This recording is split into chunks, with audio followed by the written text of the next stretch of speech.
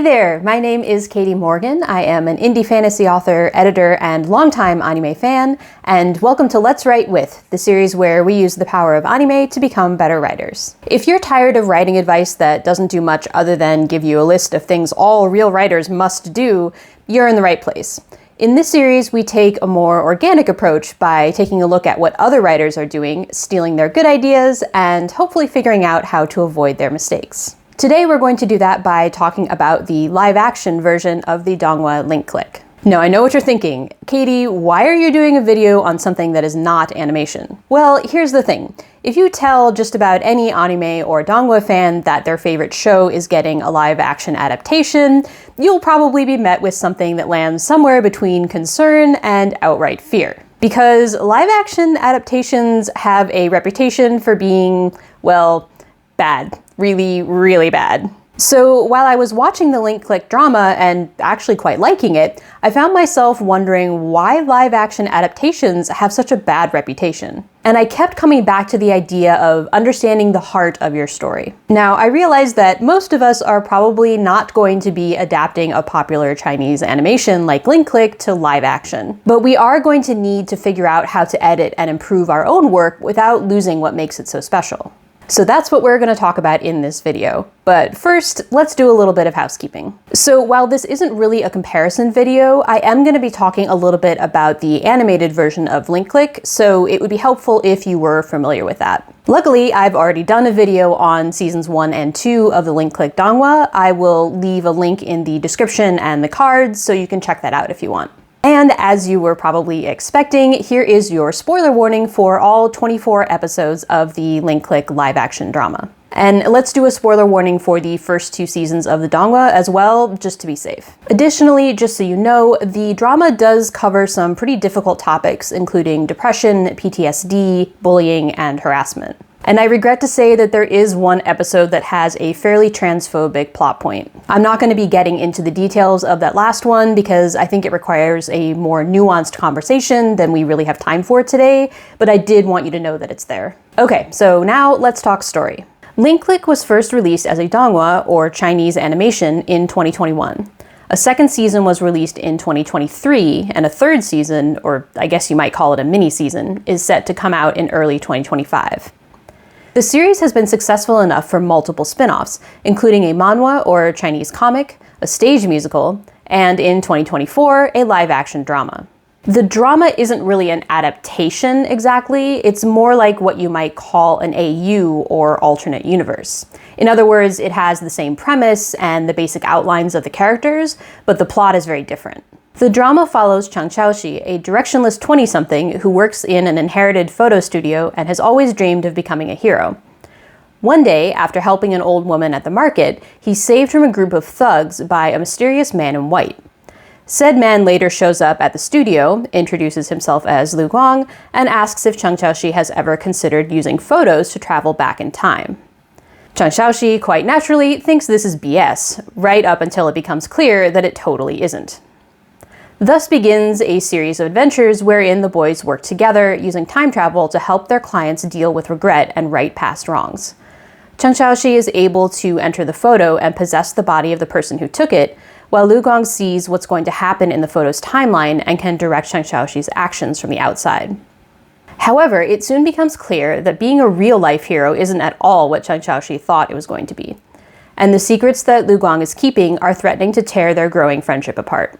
And that's leaving aside the revelation that they aren't the only ones with these time travel powers, which means their lives, the lives of the people they care about, and even the entire world might be in danger. In this video, we're going to try to answer 3 questions to get a sense for what the drama does well, what it does not so well, and what we can take away to help with our own writing, particularly when it comes to editing and staying true to your story as you make changes. The questions we're going to ask are: 1. What is the heart of your story? 2. What do you want your audience to experience? 3. What can you improve on? What is the heart of your story? Whether you're rewriting a novel or adapting animation to live action, it's important to get clear on what you can't change versus what you can. The specifics here are going to depend on your personal preferences, of course. But the idea is to think about what makes your story your story. What ingredients do you absolutely have to have in order to tell the story you're trying to tell? I would argue that link click has two elements that are pretty non-negotiable when it comes to the heart of the story. Its unusual time travel mechanic and the relationship between the two leads. Time travel. At its core, link click is a story about two guys who travel through time using photographs.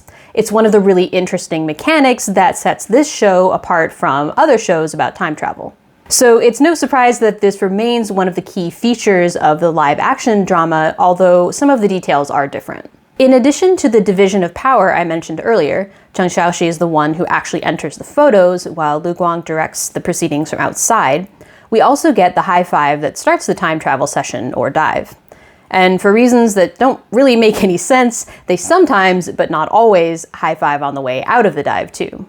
The theory behind using the method of photographs for time travel is also discussed in the drama. In episode 3, just as the boys' official partnership is getting going, Lu Guang explains that photos encapsulate a specific snapshot in time, if you'll forgive the pun. This makes them a good starting point for the time travel. And while you might think that the butterfly effect would lead to problems, it's actually not a big deal. Some small alterations can happen. Small butterflies can flap their wings without causing major issues. It's trying to change the bigger life or death stuff that can have significant consequences. It's a nice bit of riffing on mechanics that are there in the donghua, but not as clearly discussed. That said, there are some pretty significant changes to the way time travel works in the drama. In the donghua, it's clear when the boys are using their powers because their eyes change color. Cheng Xiaoxi's eyes turn gold just before a dive and whenever he's possessing someone in a dive. And Lu Guang's eyes turn blue when he's reading the future of a photograph to determine if they can do what the client wants them to do in the time they have. The drama doesn't do the eye color change, and in some ways, it's unnecessary. We know when Cheng Xiaoxi is possessing someone because the person he's possessing in the photo will adopt some of his mannerisms. Pretty much all of the actors do a great job of conveying this. On the other hand, since Lu Guang's power isn't as well defined as it is in the donghua, it's sometimes confusing to understand what's going on without the eye color change. He still talks Cheng Xiaoxi through the dives, but it's unclear if and how he's vetting the photos ahead of time in this version, beyond asking the client for a photo taken at a specific time by a specific person, something that actually gets them into trouble when the client messes up. And while he can see ahead in photo timelines, he still apparently needs to ask about the subject's comings and goings in order to fit the pieces together. These aren't necessarily bad changes, although the lack of clarity around Lu Guang's power is sometimes confusing. Overall, though, the show sticks to the basic principles of how time travel works. And when there are big changes in this area, it actually opens up more interesting avenues for conflict. For example, unlike in the donghua, this Cheng Xiaoxi doesn't just disappear when he's diving. His body stays in present day. And he can't come out until Lu Guang plays a loud noise through the headphones Cheng Xiaoxi wears for each dive. So if Cheng Xiaoxi still exists in the real world during a dive, but he's completely out of it because his consciousness is elsewhere, that means that he can be put in pretty significant danger. We actually see this happen 3 times over the course of the series. The first time is in episode 4, when Cheng Xiaoxi's surrogate sister, Xiaoling, suddenly shows up at the photo studio during a dive, and Lu Guang has to scramble to create a cover story. It's a pretty silly scene, but it's a decent setup for the idea that Lu Guang could reasonably be put in a position where he can't answer Cheng Xiaoxi, leaving Cheng Xiaoxi to have to fend for himself in a dive. The more dangerous version of this comes in episode 7, when Lu Guang is forcibly separated from Cheng Xiaoxi during a dive after burglars infiltrate the photo studio. Being rushed away to the hospital is probably a good thing for Lu Guang's resulting head injury, but it means he's not there when someone enters the studio with uncertain intent. And it means Cheng Xiaoxi is alone in figuring out how to deal with the problems inside of the dive. This idea is revisited one last time in the lead up to the climax of the series. Cheng Xiaoxi is in the middle of a dive when he and Lu Guang learn that Xiaoling is being held hostage. In this case, Cheng Xiaoxi makes the active choice to stay in the dive while Lu Guang goes to deal with the baddie in the present, marking the first time they mutually agree on a strategy in this kind of situation and work together to make it happen. While some of the changes make it a little bit more confusing to keep track of the parameters of time travel, overall I would say the drama does a pretty good job of sticking to the heart of the story here. And the changes it does make lead to some interesting areas of conflict without taking away from an intrinsic element of the story. Relationship. I don't think I'm overstating things when I say that one of the biggest draws for Link Click fans is the relationship between Cheng Xiaoxi and Lu Guang. Even if you're not a shipper, there's still plenty of things to enjoy about these two dorks and the way they interact with each other. In the Donghua, Cheng Xiaoxi and Lu Guang met in high school, went to college together, traveled abroad together, and when we meet them, are living and working together in the photo studio. Their starkly different personalities mean they drive each other nuts at times, but they also have enough history to deeply trust and care about each other. The live-action drama is not like that, at least not at first. Hierarchy. The relationship between Cheng Xiaoxi and Lu Guang in the drama starts out pretty hierarchical, which means that, for the most part, Lu Guang always has the upper hand. He's the one who tells Cheng Xiaoxi about his power and gives him the opportunity to do something with it. He's the one who decides how well Cheng Xiaoxi did during the dives and whether he gets to keep doing the work. And if Cheng Xiaoxi wants to do something unusual during a dive, Lu Guang has the final call on whether or not it happens. The time travel mechanic plays into this too. Unlike in the Donghua, Lu Guang is the only one with the ability to bring Cheng Xiaoxi out of a dive. Cheng Xiaoxi can't do it himself, which means he's reliant on Lu Guang's judgment. Because of this, the drama starts off leaning pretty heavily on the idea that Lu Guang is testing Cheng Xiaoxi, which means Lu Guang is both in charge and also holding back a lot of information. To be fair, he holds back a lot of information in the Donghua as well. But that's arguably more of a misguided attempt to protect Cheng Xiaoxi rather than a lack of trust in his abilities, which is what seems to be the case here. Anyway, this hierarchical thing is an interesting choice for the drama, because it robs us of the charm of that comfortable, lived-in element of the relationship, which I would argue is pretty important to the story. And it means that initially, there's an odd dynamic in the relationship. Lu Guang doesn't seem to particularly like Cheng Xiaoxi. He's just a means to an end, which we'll come back to later. And Cheng Xiaoxi has more of an overly clownish curiosity about the possibilities of time travel and being a hero, rather than any interest in who Lu Guang is or the bigger picture of what they could accomplish together. To be clear, I wouldn't say this earlier part of the story is completely without the original dynamic. The ribbing is at times good-natured, and there are moments where they show genuine kindness and concern for each other. But generally speaking, the first two episodes are a little difficult to watch given the weirdness of the relationship. That said, setting up the relationship this way means we get to see it grow from the ground up. Turning Point, Part 1. The hierarchical aspects start to get turned on their head in Episode 4, the only directly adapted plotline from the Donghua. This dive, set up as a sort of final test for Cheng Xiaoxi, has him traveling to a small town just before a major earthquake, based on a real-life event in China in 2008. Unlike in the Donghua, Lu Guang shows very little concern about hiding the catastrophe from Cheng Xiaoxi in order to see how he'll deal with it once he finds out. Lu Guang does warn him that the dive will be difficult, but that's not a warning Cheng Xiaoxi takes very seriously. In the end, the dive is a success. The boys deliver the client's messages to his family and friends just before the earthquake hits and kills most of the village. But in terms of the boys' relationship and Cheng Xiaoxi's faith in himself, it's a train wreck. Because this is the moment when Cheng Xiaoxi realizes he can't actually play superhero in real life. Time travel doesn't mean being able to swoop in and save the people he encounters in a situation like this. It means using his power to help the living find some closure. This isn't a lesson Lu Guang has been particularly great about teaching, and unlike in the Donghua, he doesn't initially take responsibility for the outcome, claiming this was all just part of the test, which gets him a less than positive reaction.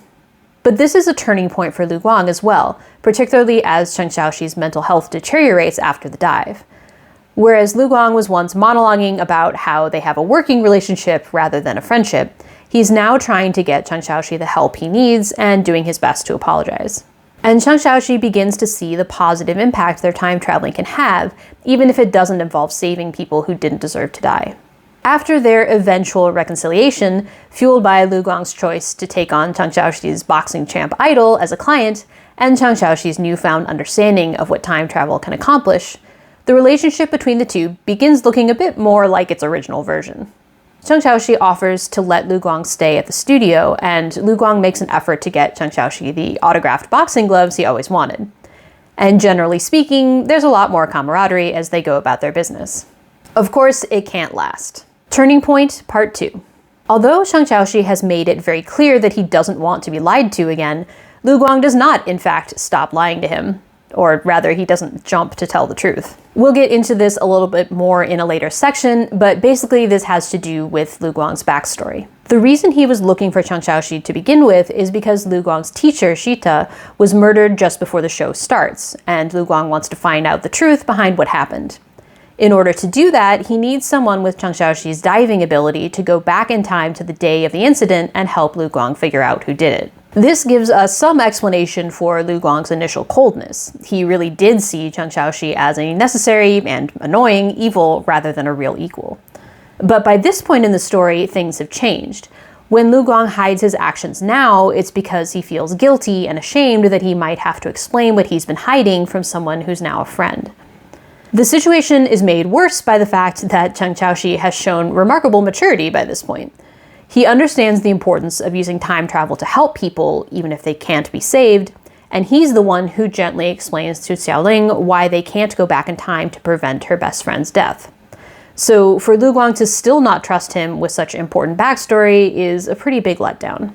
Although I'd argue that your friends are not obligated to confide in you. Then again, if your friends are asking you to travel through time without giving you all the context of why they want you to do that, I can see how that might be hurtful. Anyway, things implode when Chang Xiaoxi confronts Lu Guang about hiding the truth behind their most recent client, who wasn't even really a client so much as a way for Lu Guang to gather intel about Shita's death.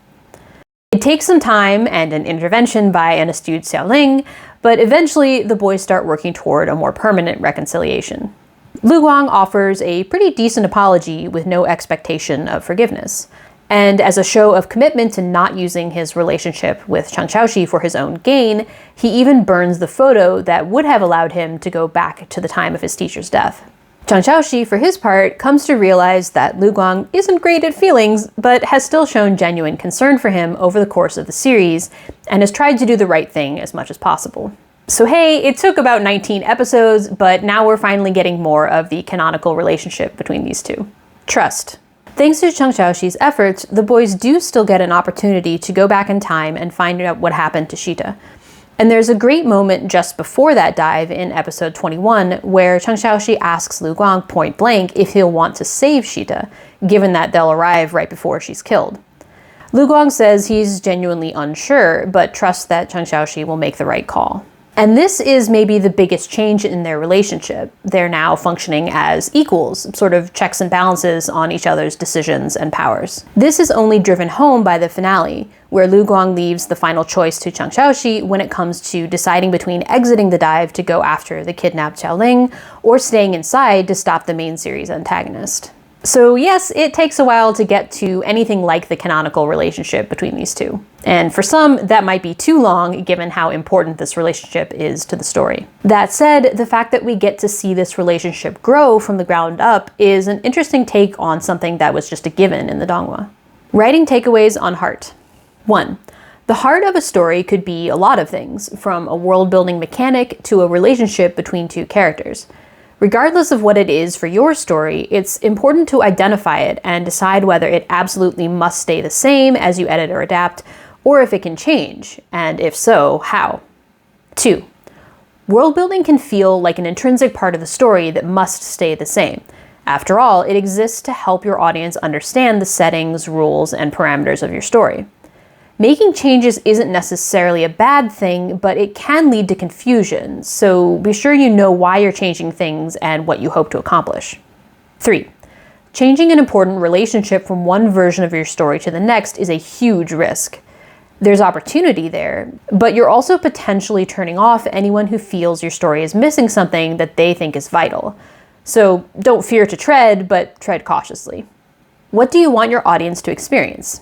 This is a super broad topic, so today we're going to narrow it down to talk about what you want your audience to experience specifically with regard to character arcs. A character arc is essentially a promise to your reader. Character A is going to start over here, and by the end of the story, they're going to end up over there. Or alternatively, they're not going to change at all, and that in and of itself is going to have meaning. So the question becomes, what does Link Click want us to experience with its character arcs, and does it succeed? Chang Xiaoxi.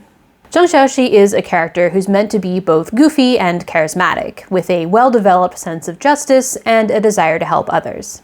The tricky addition to his character in the drama is that he starts off much more immature than he is in the donghua. This is a Chang Xiaoxi who wants to help people, yes, but he wants to help them in large part because he likes the idea of being a superhero. When he learns about time travel, his brain immediately turns to things like lottery numbers and solving unsolved mysteries. While this does lead to some cringy, clownish antics, it also allows the audience to experience his growth and see how he matures over the course of the series. Despite his initial silliness, when tragedy strikes, Chang Xiaoxi is the only one of our main trio who can keep his head on straight. And when he realizes just how important it is to Lu Guang that he find out what happened to Shita, Chang Xiaoxi goes the extra mile to find a photo and get good enough at riding a motorcycle that he can do the dive that will give Lu Guang a chance at closure. So while it is a little awkward and cringy to watch Chang Xiaoxi early on, it does give us a chance to see a real progression of his character. The directionless goof of the first few episodes quickly shows the real depth of his character once he's faced with significant difficulties and has to decide what he stands for. And he still manages to maintain some of his silly nature. One thing about this version of Chang Xiaoxi that I find a little weird is that he seems to be really uncomfortable around emotions. Whereas donghua Chang Xiaoxi is genuine and open with his feelings, monologuing about the importance of partnership and having people you care about in your life, drama Chang Xiaoxi is quick to redirect just about every emotional scene into humor. And it is funny sometimes.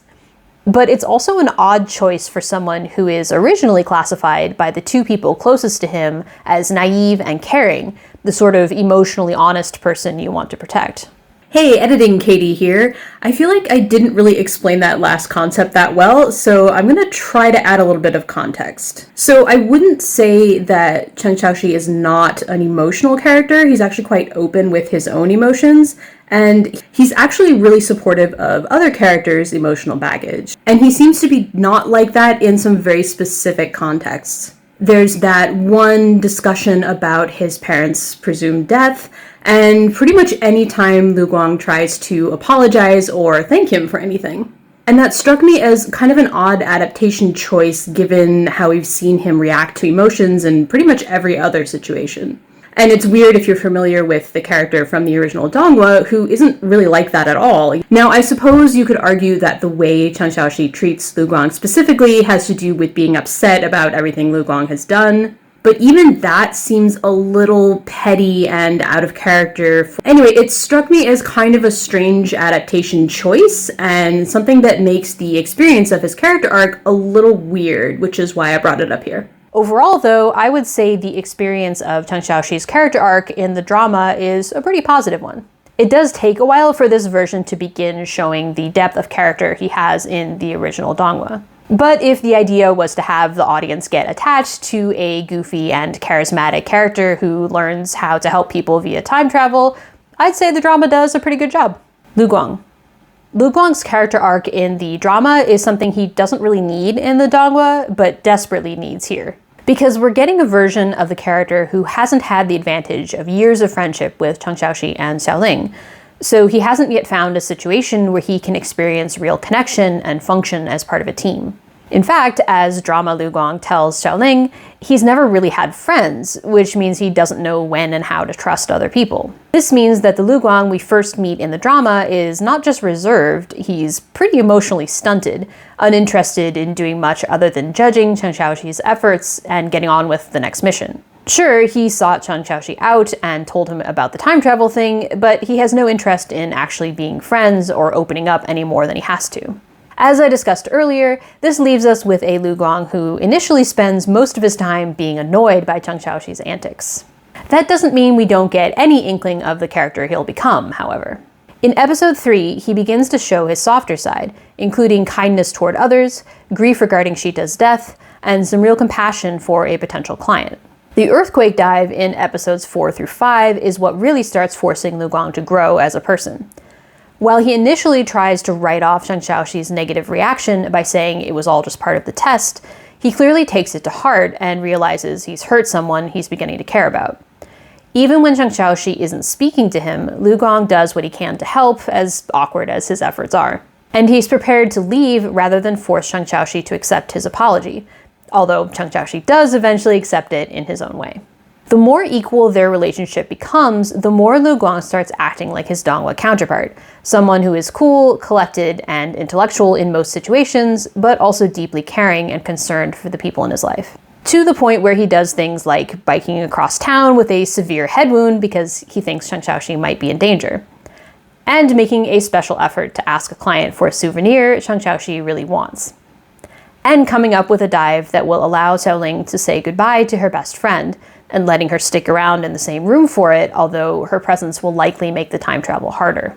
Even when Lu Guang sabotages himself again with his tendency to not share important information, it's less about him not trusting others at this point and more about not knowing how to approach them with information about his past.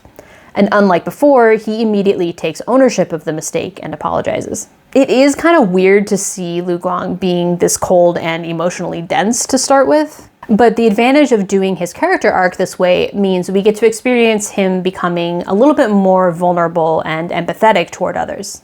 Writing takeaways on experience. 1. There are a lot of writing aspects that fall under the umbrella of what you want your readers to experience, but one way to look at it is to consider what you want them to experience through your character arcs. How do you want people to feel about your characters, and how are you going to achieve that? 2. While not every character in every story grows or changes, growth and change can be great ways to draw your readers in.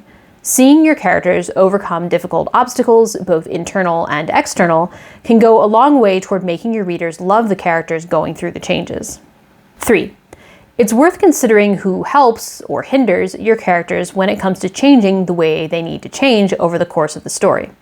Allowing your readers to fully experience the support your characters get, or the support they lack, can provide a lot of insight as to why these relationships matter in the broader context of the rest of the story.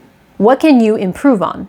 As I mentioned earlier, I think one of the biggest concerns for audiences when they hear about a live-action adaptation is what's going to be different.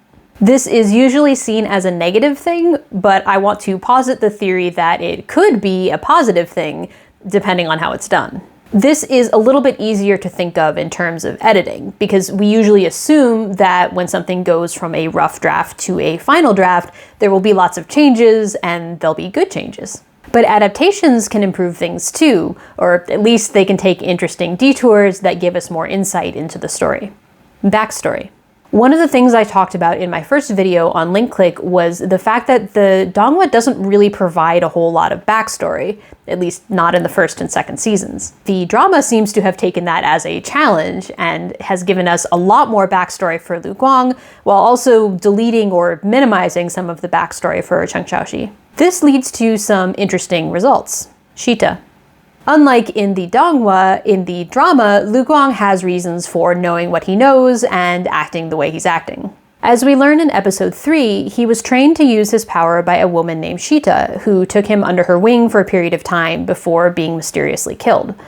Finding out what happened to her is Lu Guang's driving motivation, which is why he initially seems very cold and doesn't tell Chen Xiaoxi much about himself. He's more focused on the mission.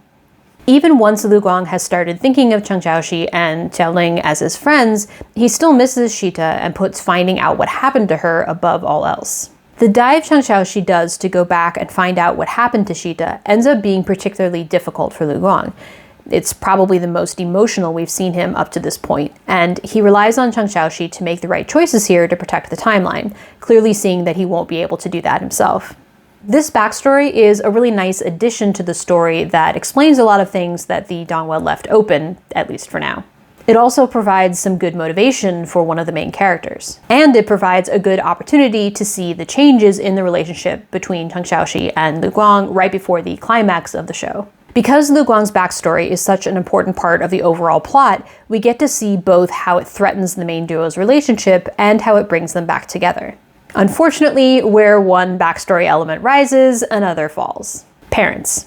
In the Donghua, the disappearance of Chen Xiaoxi's parents is mentioned almost immediately and has a huge impact on the story.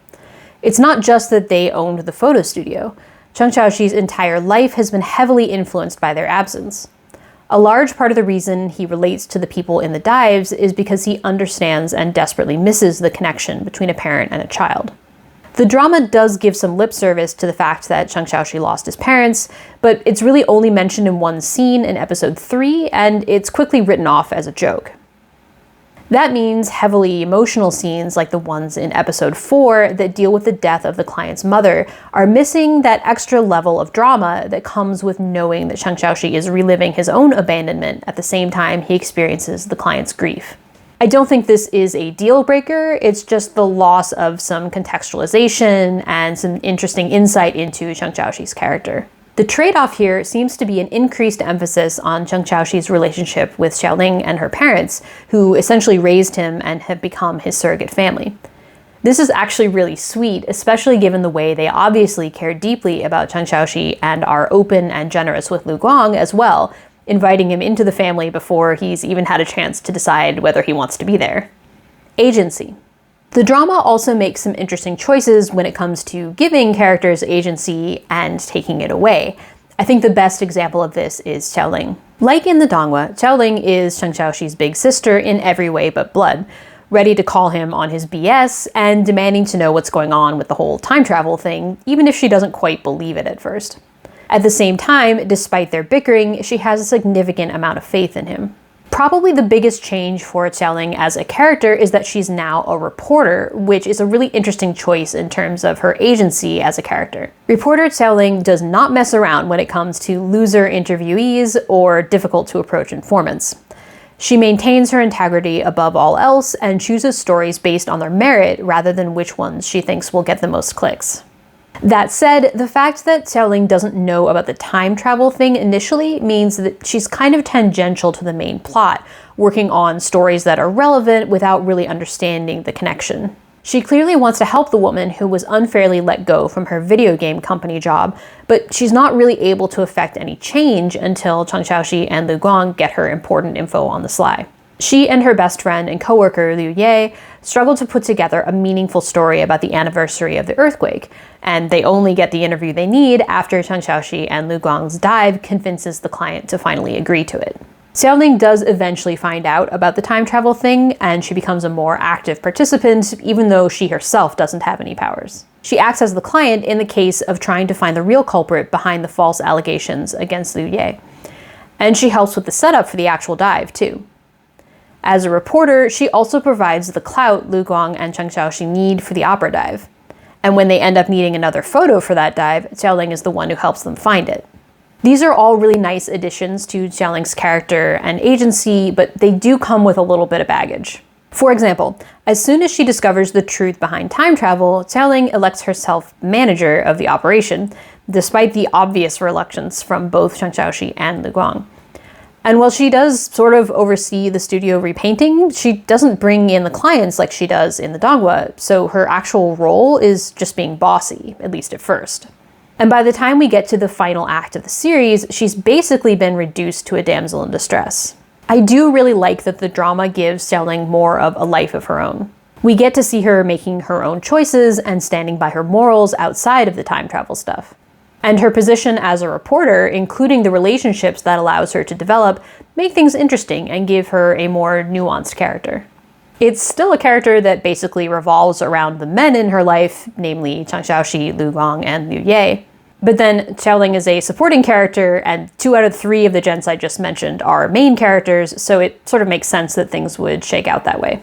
Overall, though, I would say the changes to Xiaoling's character are pretty positive. Themes. To finish out this section, I want to talk a little bit about some themes the drama develops in interesting ways. Sometimes even better than the Donghua. Regret. A story about time travel is always going to be about regret in some way. After all, wanting to change or revisit the past is often about regret about how things happened and wishing things were different. But Link Click takes that a step further by positioning regret as the main reason that time travel has any meaning at all. Cheng Xiaoxi actually starts this theme off in episode 5, when he comes back from the earthquake dive completely crushed that he couldn't save any of the victims. For him, in this moment, the only impact that matters is saving people, which he failed to do. What he did do, however, is help Chen Xiao, the client, get important messages back to his friends and family. Basically, even though Cheng Xiaoxi couldn't do anything to help the people in the past, he was able to make up for the client's regrets in the present. Although Chen Xiaoxi doesn't seem able to process this right away, Lu Guang understands even before the client does. In episode 6, he visits the graveyard where the earthquake victims are buried and points out that the photos on the graves show how happy everyone was during their lifetimes, because they knew they were loved. Lu Guang also encourages Chen Xiao to actually look at the photos the boys developed, knowing that the images have changed to become happier now because of the dive. This ultimately leads to Chen Xiao agreeing to be interviewed by Xiaoling for her piece on the anniversary of the earthquake. And after watching the broadcast, Chen Xiaoxi comes to realize that time travel can have positive impacts in terms of healing regret. Now, this is a theme that's addressed in the Donghua as well, but it's basically a one-off line from Lu Guang during the dive that immediately follows the earthquake one, so it doesn't quite have the impact that it does in the drama. The drama also has a nice follow-up to this in episode 21, when Lu Guang and Chen Xiaoxi talk about the dive to solve Shida's murder. During this dive, they both basically have to watch her die without interfering, and this takes a huge toll on Lu Guang in particular. As he later tells Chen Xiaoxi, being in a position of a client helps him better understand the regret they experience, which isn't so much about having done something poorly, but about knowing that there aren't any more chances to correct it. This theme of regret is actually tied together with a lot of other big themes in the show. Trust. Again. Okay, so let's finally talk about He Xu, the drama's main antagonist. Stick with me here, I promise it'll come together. Chen Xiaoxi meets He Xu just after the earthquake dive.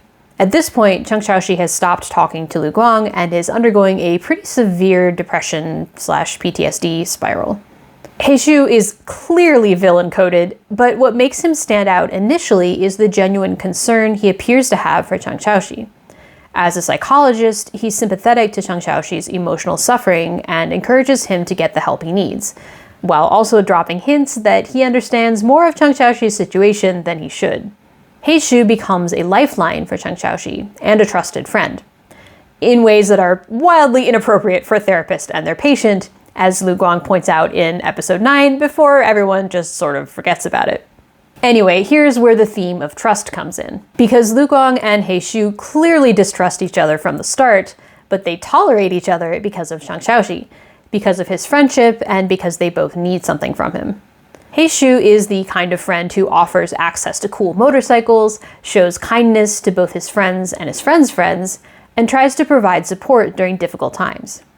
He doesn't appear to be asking for anything from Chen Xiaoxi beyond friendship. And he seems grateful when Chen Xiaoxi listens to his story about the girl he loved but never got a chance to say goodbye to before she died. There's our regret theme again. Lu Guang is actually quite similar in a lot of ways. He helps Chen Xiaoxi discover the possibilities of his power, does kind things for him without the expectation of getting anything in return, and does his best to offer support when Chen Xiaoxi is suffering, even though he's not always great at it. I'm honestly kind of surprised that the drama doesn't spend more time on the parallels between these characters, especially in the context of trust. He Xu is someone who builds trust for a very specific reason. He needs help to achieve his goals, which we'll get to in a moment, and for that, he needs Chen Xiaoxi. And those goals are far more important than any pain he might cause getting there. When the truth comes out, He Xu shows no remorse for the way he treated someone who was supposedly his friend and patient, specifically laying out how he used Chen Xiaoxi's psychology against him in the episode 24 confrontation. Lu Guang starts out very similarly in that he also needs Chen Xiaoxi's help and is primarily focused on that rather than building a meaningful relationship. But there's a huge difference in that he comes to genuinely care about Chen Xiaoxi and feel bad for manipulating him. And unlike He Xu, Lu Guang ultimately takes responsibility for his actions, apologizes, and does his best to rebuild trust with Chen Xiaoxi. In the end, he earns Chen Xiaoxi's trust and understands him much better than He Xu does. He Xu does have pretty understandable reasons for acting the way he does, and we'll get to those in just a moment. But it's striking that as far as trust goes, there's initially not much difference between the antagonist and one of the main characters. It's Lu Guang's choice to take responsibility and decide to change that ends up making him a more trustworthy person, which is a pretty cool addition to the story. Control. Time travel has potentially disastrous results. So it makes sense that the story drills into us the idea of not messing with the past or asking about the future. Trying to control time in that way would be bad, but what if you did it anyway? This brings us to the reason for Heishu's actions. In episode 22, we learn that Heishu can also dive the way Zhang Xiaoxi can, and he was a student of Shita's before Lu Guang. His goal back then, as well as now, is to go back in time and prevent the death of his older sister, no matter what the cost. And that cost includes killing Shita when she gets in his way, as well as manipulating Zhang Xiaoxi into trusting him. This is an interesting narrative choice for two reasons. For one, it makes it clear that Heishu is an antagonist rather than a villain. His goals are in opposition to the MCs, but not because he's a bad guy necessarily. He's just blinded by his overwhelming need to help someone he cares about. Although he does seem to think that having the power to travel through time means you have the right to mess with it by default. But Heishu's goal of doing whatever it takes to save his sister is kind of understandable. You may not be prepared to destroy time, but you can probably understand the desire to control things in order to help.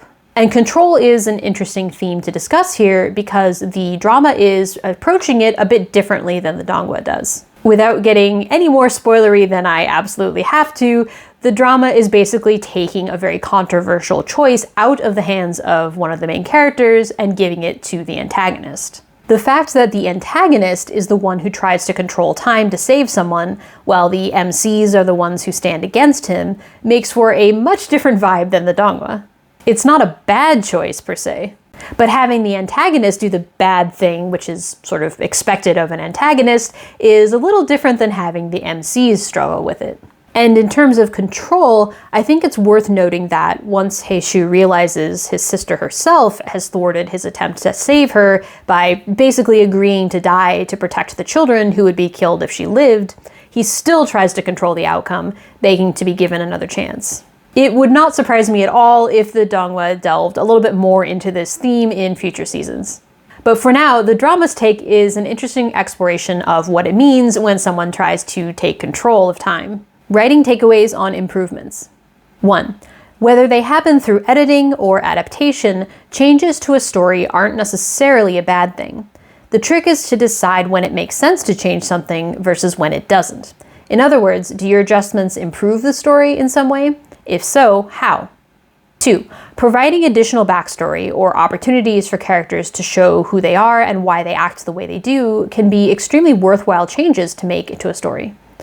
Knowing more about where a character's motivations come from or how they act under pressure can help your audience understand and engage with them more. 3. There are so many ways to explore theme in your story, and your choices and changes here can have a huge impact on your characters, your world, and your plot. Considering your options can help you gain a better understanding of how your story fits together and whether it actually says what you want it to say. Conclusion. So let's talk about what we've learned today, shall we? 1. Knowing and staying true to the heart of your story is key to keeping yourself and your audience engaged. Whether it's something about your world, your characters, or your plot, the heart of your story is something you need to keep intact no matter how many edits or adaptations you do. 2. Figuring out the heart of your story also helps you determine what can change. Change doesn't have to be a bad thing. You just want to be careful that you don't accidentally move away from that intrinsic something that makes your story yours. 3. Consider what exactly you want your readers to experience when they read your story. How do you want them to feel about your characters and their relationships? What do you want them to take away from your themes? What curiosity do you want to evoke with your world building? Writing isn't just about the words on the page, it's also about partnering with your reader to have an experience together. 4. Most characters change in some way over the course of the story, and not just between drafts. What meaning is there behind the changes your fictional people experience?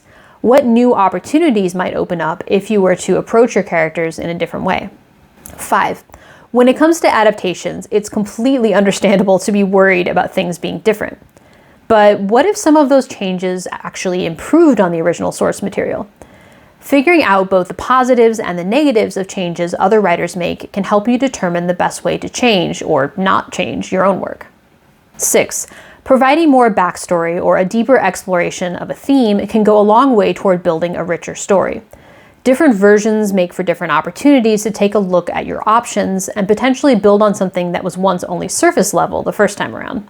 That's it for this video. Thanks so much for watching. If you've seen Link Click, either the drama or the original donghua, and have any thoughts about the writing, I would love to chat in the comments. Also, as always, feel free to leave me your recs for anime to cover in future episodes. And if you like stories about two magical dudes and their badass female BFF having adventures, you may want to check out my urban fantasy trilogy, the Compound series. It does not have time travel, but it does have cranky empaths, magical conspiracies, and a bit of queer romance. Books 1 and 2 are available in ebook and paperback, and book 3 is on the way. More info on that is also below. Thanks again for watching, keep writing, and I'll see you in the next video.